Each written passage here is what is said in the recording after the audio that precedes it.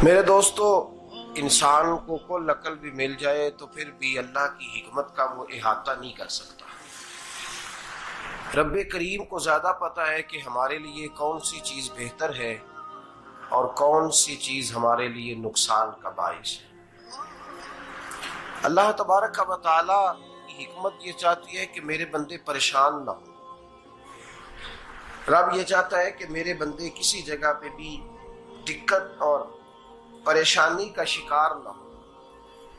तो अल्लाह तबारक व तआला ने राह एतदाल इख्तियार करने का हुक्म इरशाद फरमाया कि तुम एतदाल के रस्तों पे चलो, मोतदल जिंदगी गुजारो, अफरातो तफरीद से बचो।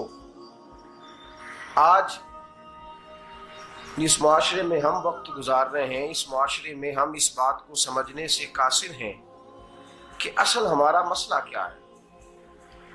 हमारा असल जो मसला है उसकी शनाख्त हमें कैसे होगी और हम फिर उस तक रसाई किस अंदाज में हासिल कर पाए। हम हमेशा अपनी आमदन बढ़ाने के चक्कर में रहते हैं। एक काम और शुरू कर लें, पार्ट टाइम जॉब शुरू कर लें, कोई साइड बिजनेस उसका आगाज कर लें। हमारी जो दौड़ लगी हुई है वो लगी है काम बढ़ाने में, आमदन बढ़ाने में। हालांकि इस्लाम हमें ये कहता है कि तू आमदन बढ़ाने के चक्कर में ना पड़। असल बात यह है कि तू अपने खर्चे कंट्रोल कर। तंग इंसान वो नहीं होता जिसकी आमदन थोड़ी होती है। ये तवज्जो कीजिएगा मेरी बात, ये कीमती बात है और गुफ्तगू सारी का लुबे लुबाब है। तंग बंदा वो नहीं होता जिसकी आमदन थोड़ी होती है। असल परेशान वो होता है जिसके खर्चे ज्यादा होते हैं। और हमारा जो रोजमर्रा का नुकसान हो रहा है ना, वो आमदन के मामलात में नहीं हो रहा। बुनियादी नक्श जो वाकया हो रहा है वो ये है कि हमारे अखराजात ज्यादा, और वो अखराजात किसी और ने नहीं बढ़ाए। वो खर्चे हमने खुद बढ़ा लिए हैं और अब हमें उसका नुकसान भुगतना पड़ रहा है। और अगर आप सही मानों में टटोलें तो जो बहुत अमीर लोग हैं वो तो उन खर्चों से बच गए। मैंने बहुत सारे ऐसे खत्मात में शिरकत की है। मैं बहुत सारी ऐसी जगहों पे गया हूं कि जहां लोगों ने बड़ा मुख्तसर सा खत्म दिलाया है तो हो गया है खत्म। खत्म के मामले में कब किसी ने पाबंदी लगाई है कि उसमें 200 आदमी शरीक होगा तो तब ये साले सवाब सही हो सकेगा? कौन कहता है? या शादी के मौके पर अगर सारे बहन भाइयों को न बुलाया गया तो मेरी शादी पाया तकमील तक नहीं पहुंचेगी, इसमें बरकत नहीं होगी। ये किसने फतवा दिया है? मोतदल जिंदगी का इस्लाम हुक्म देता है। मैं पढ़ रहा था कि एक बहुत बड़ा सदर है, गालबन सूडान के सदर की बात हो रही थी, तो अपने बेटे की बारात लेके गया तो 4 लोग गए हैं बारात, और 15 लोगों का उसने एहतमाम किया अपने घर में खाना खाने का। तो क्या शादी हो गई कि रुक गई? तो भाई राग अलापना इस बात का कि बड़ी परेशानी है, कोई साइड बिजनेस शुरू किया जाए फलान जगह फलान जगह फलान जगह। तो असल मामला ये है कि पहले एक बंदा कमाता है तो फिर भी घर ही चलता है, फिर बड़ा बेटा साथ शामिल होता है तो फिर भी घर ही चलता है, फिर मंझला बेटा शामिल होता है तो फिर भी घर ही चलता है। जो रोना दादाजी रोया करते थे कि बड़ी मुसीबत है, बड़ी मुश्किल है, गांव में रह अकेले होते थे और वो 5 बच्चों को और 4 बच्चियों को वो पालते थे। तो जो वहां परेशानी थी वही आज परेशानी शहर में आकर पढ़ लिख कर मोटी तनख्वाह लेकर वही परेशानी हमें है।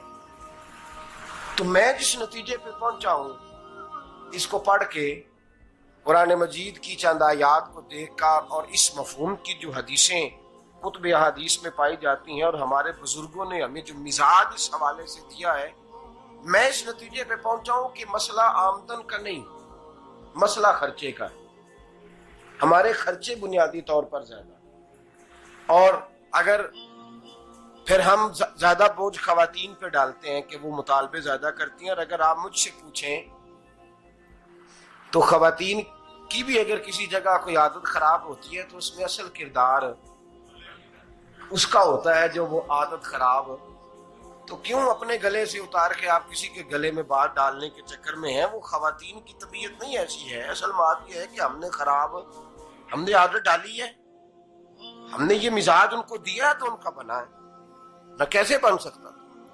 तो एतदाल जब तक जिंदगी में नहीं होता, पानी प्यास बुझाता है, लेकिन एक गिलास ही हो तो प्यास बुझाता है। बाल्टी को मुंह को लगाएगा तो कपड़े भिगो देगा उसके। हालांकि पानी बुरी चीज का नाम नेमत है ना, बहुत बड़ी अल्लाह की, लेकिन प्याले में ही अच्छा लगता है। कोई मटका मुंह को लगाएगा तो तंग होगा, प्याला ही बेहतर है उसके लिए। तो मेरे दोस्त, मटके से भी बाज़-औक़ात काम चल जाता है, लेकिन अगर कोई कहे नहीं मुझे दरिया ही चाहिए तो उसका तो घर बह जाएगा, सारा घर बह जाएगा उसका। हमें दरिया काबू करने का मूड बनाया हुआ है, तो इससे घर बहा करते हैं, इससे घर बना नहीं करते। घर प्याले से पानी पीने से बनता है। अगर तू दरिया पे कब्जा करने का मूड बनाएगा तो घर बनेगा नहीं, घर बह जाएगा। आग ना हो तो खाना पक नहीं सकता, लेकिन हल्की आंच से खाना पकता है। और अगर आंच तेज कर दी जाए तो जी, करीने क्यास बात कर रहा हूं मैं, अकल से मावरा नहीं कर रहा। करीने क्यास समझाने के लिए मिसालें दे रहा हूं। हल्की आंच पे खाना पक जाता है, और आग तेज हो तो खाना जल जाता है। तो खाना उतनी देर ही खाने के काबिल रहता है जब तक वो हल्की आंच पे पकता है। तू जितनी मर्जी तू कहता है नहीं मेरा गुजारे नहीं, आग तेज होनी चाहिए, तो मियां जल जाएगा, जल जाएगा। हवा न मिले तो सांस नहीं आती, ठीक है। ऑक्सीजन ना हो तो सांस है, हवा ना चले तो गुजारा नहीं होता। लेकिन अगर तेज चले ना, अगर तेज चले तो आंधी और तूफान बन जाए तो छतें गिरा देती है, जाने ले लेती है। हम हैं तूफान के चक्कर में, हम हैं दरिया के चक्कर में, हम हैं बड़े नाव के चक्कर में। तो मियां हल्की आंच ही अच्छी है, याद रख। और एक गिलास पानी का एतदाल से मिलता रहे तो वही मिलता रहे, जरूरत के वक्त वही बेहतर है। तू पूरे दरिया पे कब्जा करने का प्रोग्राम ना बना, तंग हो जाएगा। और मेरे अजीज याद रख, हवा सांस लेने के मुताबिक मिले तो वो ये अच्छी है, जो सांस बंद करने पे आ जाए वो हवा अच्छी। हमने चक्कर चला लिया है कि ज्यादा पैसा, रातों रात पैसा, लंबा पैसा, ये प्लाट भी मेरा, वो प्लाट भी मेरा, गुजरावाला भी, गुजरात भी, लाला मूसा खारी और पिंडी तक जहां मैं जाऊं मेरे नाम की तख्तियां लगी हुई होनी चाहिए। इस्लाम मना